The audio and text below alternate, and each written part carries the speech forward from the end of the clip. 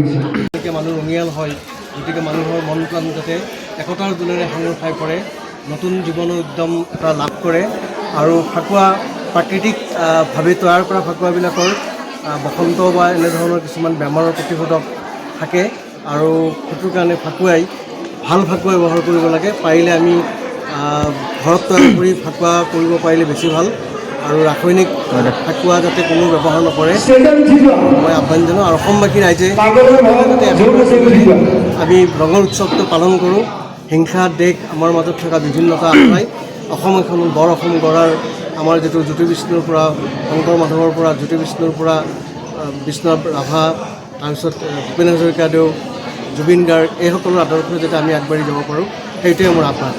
আগৰ দৌল উৎসৱ আৰু এতিয়া উৎসৱ একে আছেনে নে কিবা পৃথক হৈছে? দৌল উৎসৱ মূলতঃ আধ্যাত্মিক দিশটো একেই আছে, কিন্তু সময়ৰ লগে লগে কিছু পৰিৱৰ্তন হয়।